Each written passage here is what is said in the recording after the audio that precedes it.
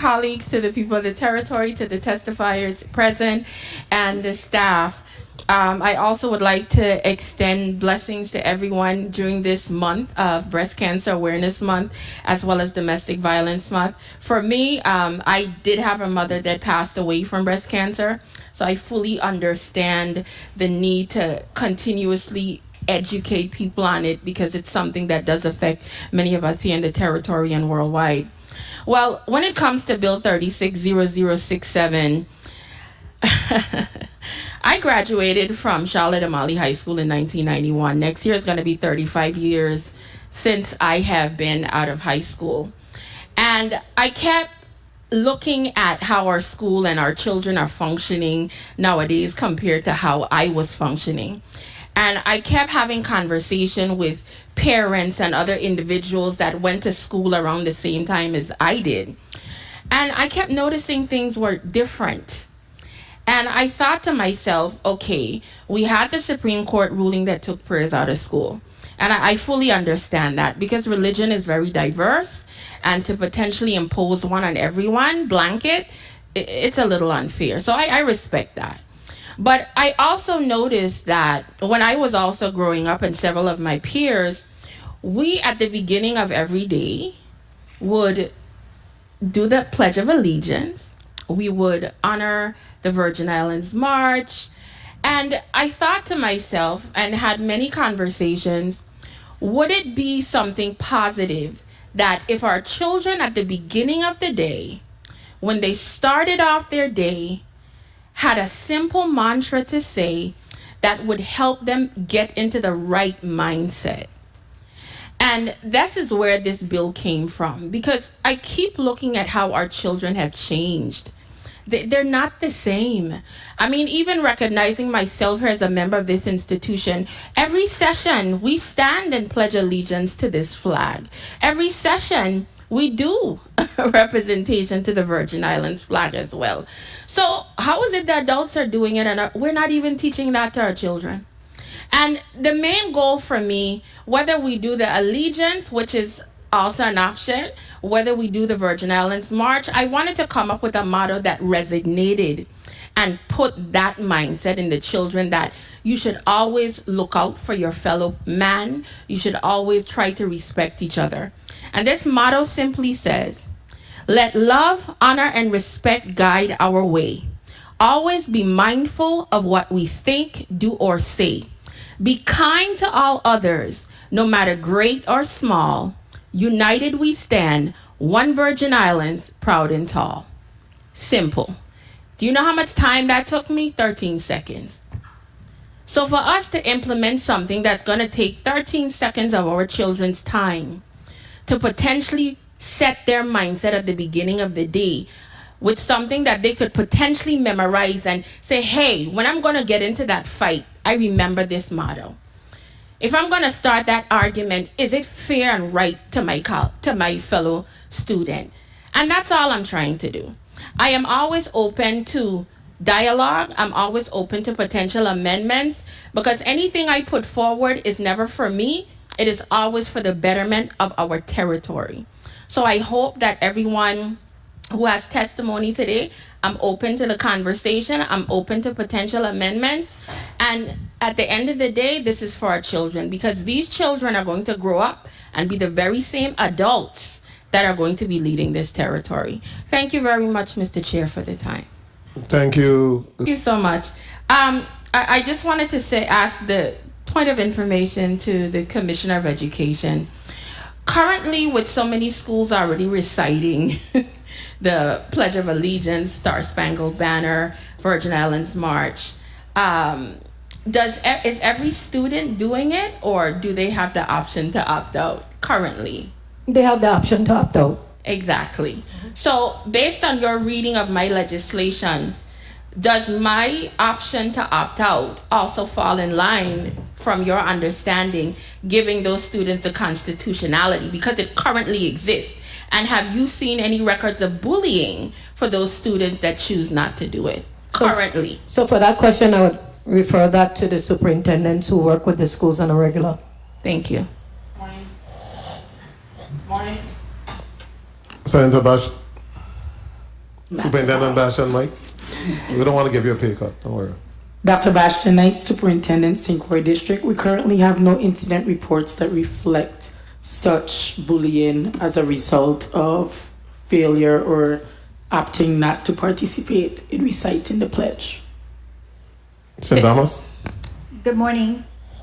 I have not seen or heard of any bullying with specifically students not responding to stating the Virgin Islands March, but I have seen individuals who are strong in their religion step aside and not recite.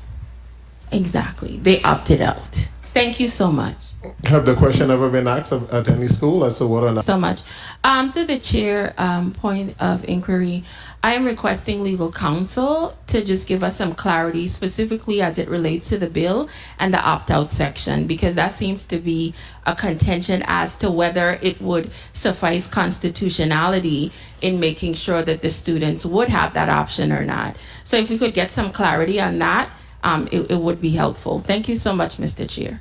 Thank you, legal counsel. If you can make your way up to the floor to answer that particular concern. Senator DeGraff, you recognize. So as it relates to Bill 360067, there's some concern as to whether this piece of legislation would cause individual students' constitutional rights to be violated. And I expressed to them that Section B states, notwithstanding subsection A, any student may opt out of participating in the recitation for personal, religious, or philosophical reasons without penalty. Would that statement erase any issues of constitutional violation if they choose to opt out? Through the chair. Through the chair, Antonio O'Donnell. Please recognize legal counsel Mike. Through the chair to Senator Alma Francis Heiliger. The second part of the proposed legislation does not really accomplish that a clear intent that there is a way out. Because the bill itself, reading the first part of it, emphasizes that they must recite. So if somebody overlooks the second part, they are left with the impression that they have to. So it's in the formatting of the legislation that to me is a concern going forward. Okay, just for clarity, the constitutionality was one of my major points that I needed cleaned up when I requested legal counsel for this drafting. So are you stating that we should include the way they should opt out in the legislation? Because the reason why we didn't give that is because we wanted to leave it up to the commissioner's office and the Department of Education to decide on that policy. Are you suggesting we should outline how that opt-out is for further clarity? Through the chair to Senator Francis, perhaps if you take out the word must and you put in may, that will give a clear intent at the beginning that there is no mandatory necessity to recite the pledge or whatever it is that you have written here. Okay. Well, thank you for that clarity. Thank you so much. So much once again. Good day to my colleagues, the people of the territory, and to the testifiers. Once again, I do appreciate all the testimony here today, the responses from my colleagues, their concerns, as well as some who have given support to the legislation and some who have major concerns. When I make decisions to bring pieces of legislation forward, I look at them holistically. And the main things that are sticking out right here is you're concerned about bullying, you're concerned about legal constitutional rights. Those are the two main things I keep hearing is the biggest issue. And those things could be solved. Those things could be solved very easily. We had legal counsel suggest, hey, change must to may, That would resolve one of any concerns you have. And the other one speaks to the issues of bullying. And when you have so many schools already reciting it and you don't see any issues of bullying, what exactly are the concerns? It's almost like we're creating a phantom concern that even though they're doing it right now, the concern doesn't really exist. Now, if there's a situation where people are concerned that if a student formally opts out and say, well, okay, they do a paper or whatever, it could be a situation where the parent comes in and you just put it on a list and say that child, they don't have to sign off on anything. You could come up with ideas to make sure there's no document floating around to say that I, the parent of such and such and such, opt out of this. You know, you just make the classroom aware, and that could be something could be done internally. But my concern with us finding so many reasons as to why not to do something, and all I keep seeing is all of these fights circulating on social media. All I keep seeing is these children beating one another. All I keep seeing is these arguments. And the time that it takes out of a teacher's day to have to break up these fights, call monitors, pull in the police, the time that it has to do for these constant interruptions. You're trying to convince me that a 13-second motto or stopping and for 60 seconds to say the Pledge of Allegiance and a motto is going to so disrupt these children's lives that somehow you're going to emotionally damage them. They can't go. The logic from some of the things I've heard, I don't agree with. But what I do agree with is majority rule. I've never had a problem with it.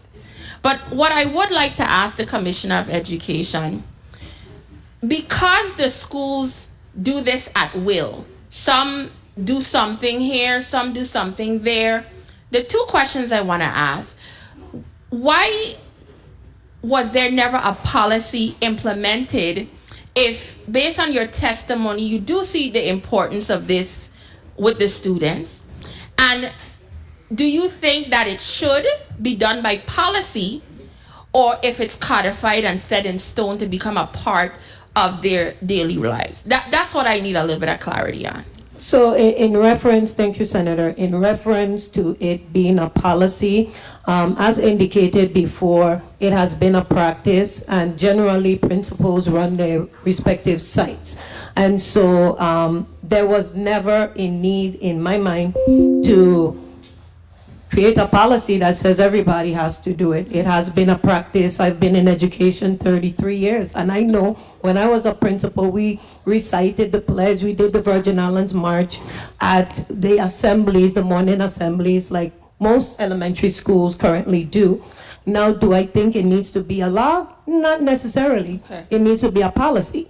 And the policy, as indicated before, can come from the Board of Education. It doesn't matter where it comes from, but it may be time for a policy to be put in place, because the practice seems a little bit distorted in terms of how many schools are doing it. So for me, it could be a policy from the board that says this is what we should do, and then we implement whatever the policy is. So that's my take on it. Thank you so much for that. So as one of my colleagues suggested, that the bill could be amended to allow for the Board of Education to create that policy, which would be then disseminated across the entire United States Virgin Islands in unison, so it won't be some doing it, some not doing it, etc.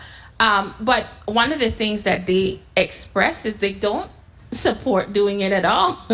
So to mandate and ask them to do something that they're clearly saying they don't care to do. Now, we as legislators can do that, and I'm hopeful they will follow the law. But do you see if the bill was amended to, instead of this becoming a situation where the Department of Education would take the helm versus the Board of Education creating a policy, would it be a situation of you guys just executing the law versus still holding on to your stance? Well, majority rules, like you stated. So, if it's presented to the board and we vote, depending on which way the vote goes, then we would adhere to the policy. Okay, so we could draft a law to put it in you guys' hands. It's negotiable. Oh, okay. Well, thank you so much for your thoughts on that. I just want to quickly wrap up. Oh, my time is up? Oh, I wasn't sure. Your time was over, but go ahead and wrap Okay. up. Well, I just want to quickly wrap up and say thank you to everyone that came. And this is what bills do. When we bring them forward to the public, we have a dialogue. And through these conversations, they could either be amended or further developed. So with the dialogue that we've had here with my colleagues along with you guys, I could see where we could improve it to make sure that it's standardized across the United States Virgin Islands, because I think our children have an opportunity to not only understand repetitive as well as respect of each other. That could even help how they go through their entire day and make sure that they have a better education and not take away from some of these unfortunate incidents that we continuously see throughout the schools. We want better human beings in our territory, and if these types of policies and laws will do so, I am willing to push them forward. So thank you very much. Thank you, Point of information. Senator Alma Francis. To my colleagues, to the people of the territory, good day to the testifiers and staff. I offer bill number 360069 because I think as we progress in life, I think we need to make adjustments as it relates to how we attempt to educate our students. In doing quite a bit of research and speaking to many individuals, parents, teachers, I had conversations with other states. I did a lot of research in looking at how other countries and how advanced their students are, and like ages, and looking at various things. And one of the things that I kept noticing, that even if it was not dictated specifically at age 4, there were many countries that had structurally organized classes and schools where children, some of them started from age 3, 4. And by the time they started to get to the formal education side of it, whether it's kindergarten and first grade, they were so well prepared. And as I see our children, the 5-year-olds and the 4-year-olds of today are nowhere near what I was at 4 and 5 when I was at that age. With the advent of technology, the way we have advanced in society, our children are more smarter, they're more knowledgeable, they're more computer oriented. There are so many pluses as it relates to us really getting a hold of them at a younger age. For me, one of the things I did recognize is we do have legislation on the books. I think it's Title 17, subsection 233, 32, 34. And it gives the commissioner the right to deal with pre-K on a optional basis. It would be up to the commissioner. And it's a whole slew of regulations and things that could or could not be done when it comes to pre-K. One of my goals is trying to get these children mandatory under a formal set of education from age 4 and not 5. I think if we get a hold of them and start getting them in the course of education, and it's not an option, that we have a better chance, in my opinion, of potentially helping our students to get better scores, just to really start acquiescing to the educational process from a much younger age. And speaking to so many people, there was one factor that stuck out with everyone: utilization of bathrooms. That was the one thing so many people kept saying. We believe the kids could come in from 4. We're concerned about them knowing how to use the bathroom. That was their biggest issue.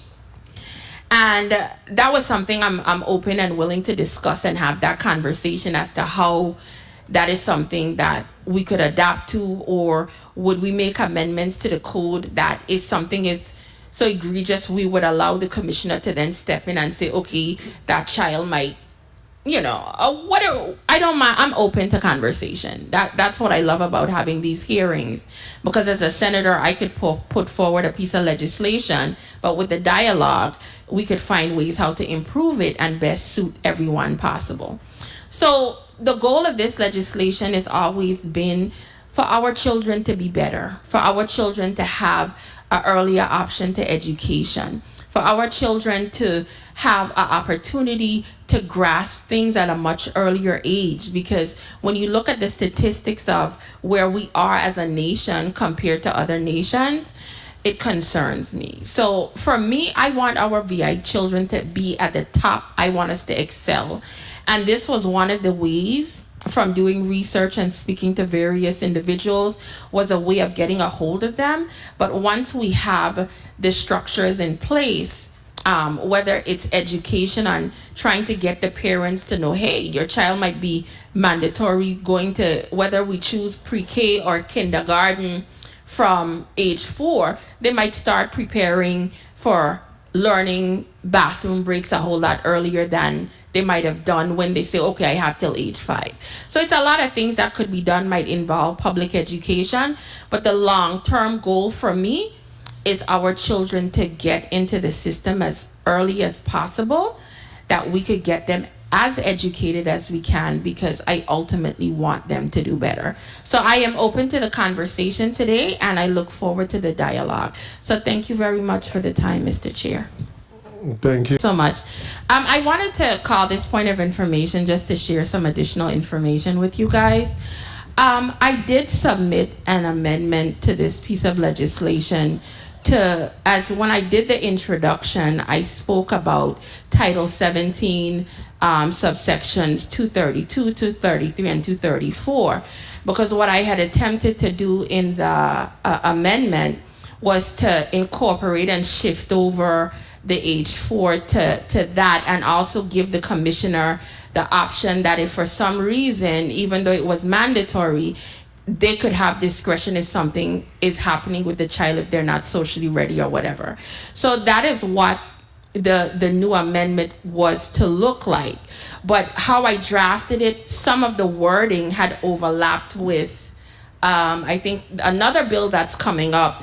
So we're working on revamping it. So part of the reason why you guys are here today is I could have asked the chairperson to pull the bill, because this is not what it ultimately would look like. But I thought having the dialogue was important, so I could also get feedback while I'm still working on some of these amendments. So I wanted to give you guys a general synopsis that the amendment has been shifted to actually the pre-K section in dealing with that section of the code that already exists that deals with pre-K and going to school at age 4. So thank you so much for giving me this opportunity to give that additional information to them. Thank you, Senator. Senator Kennedy. Thank you so much, Mr. Chair. Thank you so much to the testifiers, to my colleague. As I stated earlier, I had a choice. Do I let us have this discussion with the bill in its current form, or do I ask him to pull it? Because it's drastically being overhauled. And I made the choice to just leave it on, because I saw the importance of having this frank discussion in its form as it is now, because I learned quite a bit of additional information that could help me in improving the bill. So that is what these meetings are for, and that's what I love about having this dialogue. For example, with the amendments I submitted, like for example, some of the changes that spoke to the definition of what pre-kindergarten is, because like I shared with you, I recognized after doing additional research by the time this came out and was performed, we did quite a bit of additional research, and I said, wait a minute, this might be best suited dealing with pre-K and 4-year-olds. And that is what the essence of the amendments, which more than likely we were doing an amendment in the nature of a substitute, will be for this piece of legislation. So I do appreciate all the dialogue that we had today. And one thing I will say with us, my ultimate goal is for our children to do better. I have no other purpose. And I recognize that, yes, sometimes our children at age 4, some of them are in some really good schools that are very structured, and they come out like little geniuses. I've witnessed that. And then some of them go to preschools that are like glorified babysitters. Let's be real. And my goal here is to get them prepared. That's all I care about. Get them prepared with the mentality of understanding the basics. Because even when the testifiers spoke a little bit earlier about even in preschool, by the time they're ready to transition to kindergarten, some of them aren't ready. So how do we tackle that? How do we get a hold of them and start preparing them, whether it's from 3, 4, whatever the case is, so that by the time they hit kindergarten, our kids have that advantage. They have the knowledge. They have the know-how. They're ready to hit the ground running because they're excited about 30 learning. seconds. They've learned basic fundamentals. They've already socialized with kids. So I was watching this one video of an overseas country where they have their children starting like their pre-K from 3. And if you had seen the production with this video, the children screaming down the place, they're trying to claw their way out to the classroom, teachers grabbing them, the parents, them are littered over the whole entire school, climbing because that detachment for the child and the parent, for some of them, it's difficult. And even to that I was watching, but then it also showed 2 weeks later. They went from that initial first day to when the kids were normal. They were like, okay, I know my parent is coming back for me. And they started to adjust. So we know that there's going to be some disconnect there, but I fully understand and I appreciate the dialogue we had here today.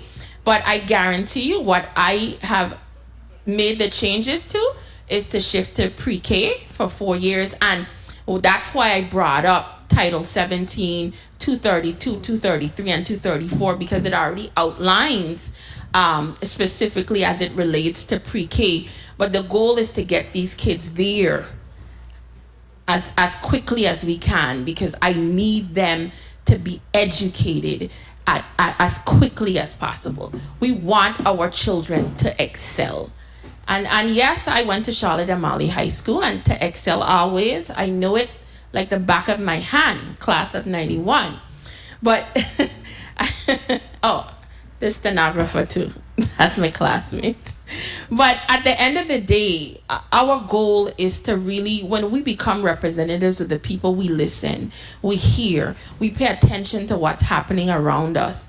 And if I want better for the kids of this territory, I know you guys want better too. So collectively with this information, I'm sure we could come up with something that could really help propel our kids forward. So thank you so much.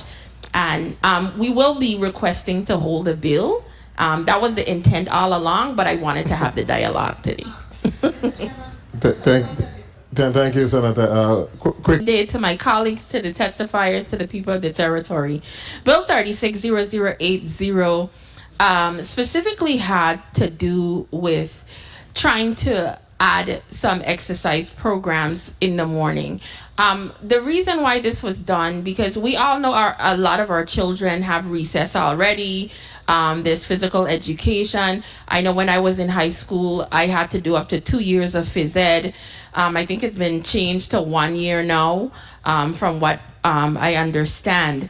But this was more along the lines of just carving out a few moments in the morning, not to do rigorous things, more like yoga type breathing, and to get our children in a mental state of mind for preparation at the beginning of the day. But in reading some stuff in the bill, some things are not there that I need to carve out and differentiate between those that are already doing physical activity versus those that are still, doing the mandated physical education. So I don't want us to, have a whole long hour and it's going to be updated with the additional information. So I wanted to just put that on the record, because the intent, again, is for the best well-being of our children.